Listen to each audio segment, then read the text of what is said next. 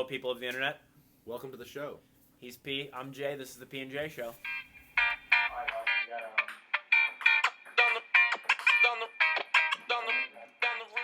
Well, starting off here today, it's the 16th of September today.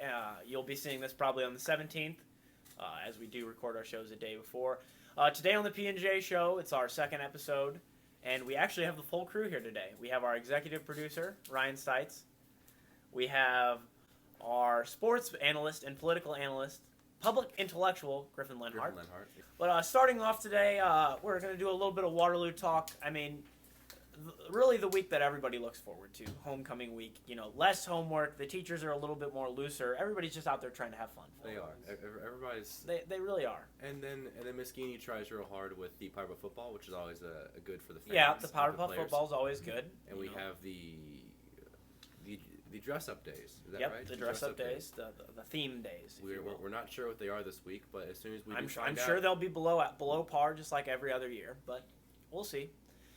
Homecoming, the homecoming dance, Phil. What goals do you have for the homecoming dance this year? What goals don't I have, Kohler? I mean, to be honest, I want to go out there. I want to go home happy, you know? Just get it done.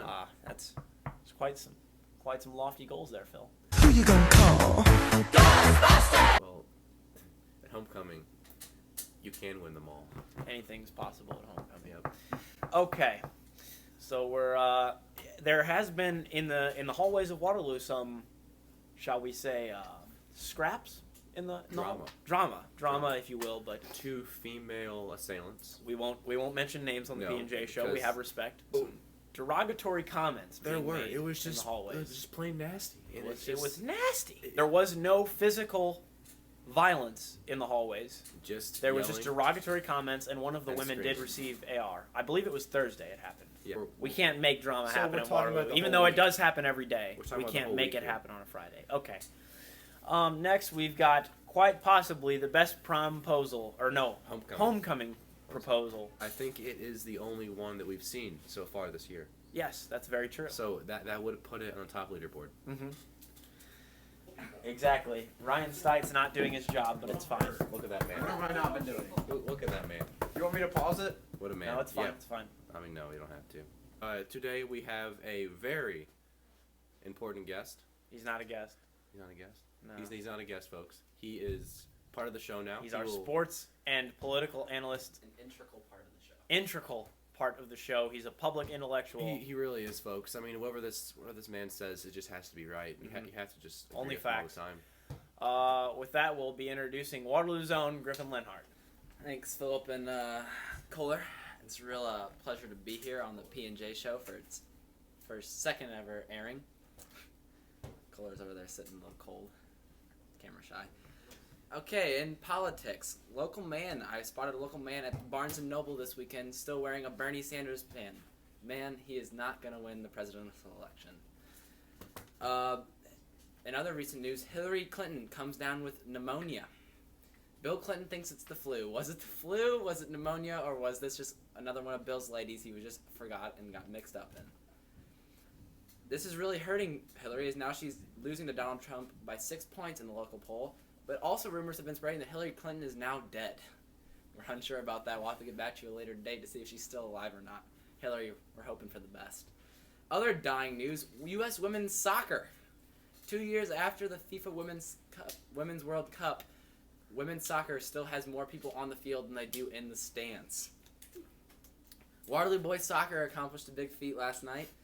After 6 years of a drought and triad, they have got their first ever W there. Actually, 6 years, my bad. Sorry.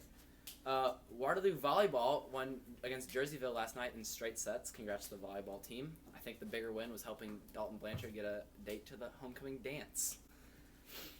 Waterloo High School football will not be playing tonight. Their game against Triad has been rained out, so they'll keep above 500 record for one more day.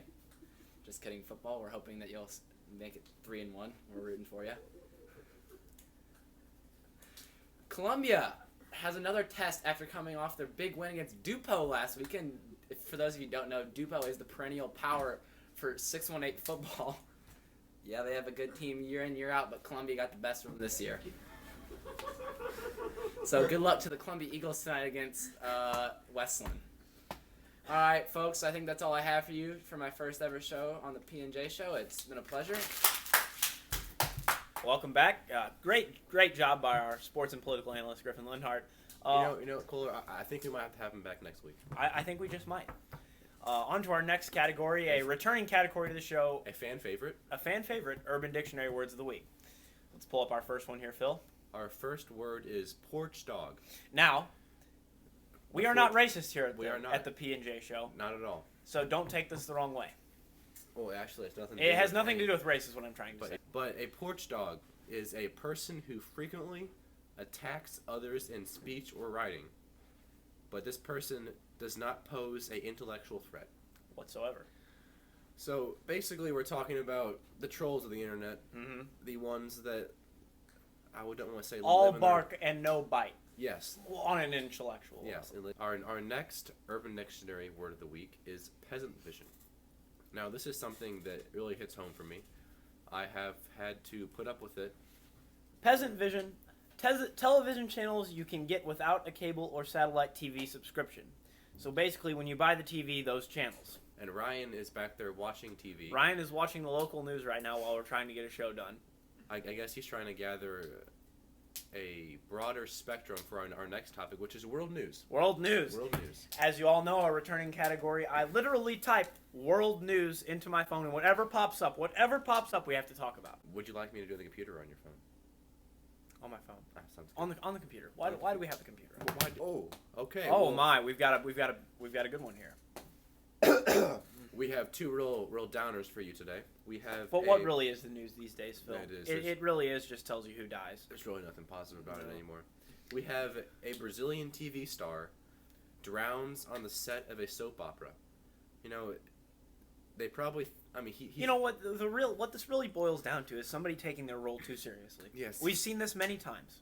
We've seen this many times. But the producers have to know that he's still alive, and then pull him out when the time comes. But I guess he's just too good at acting. He was just too good at acting, folks. It's a tell. shame, really.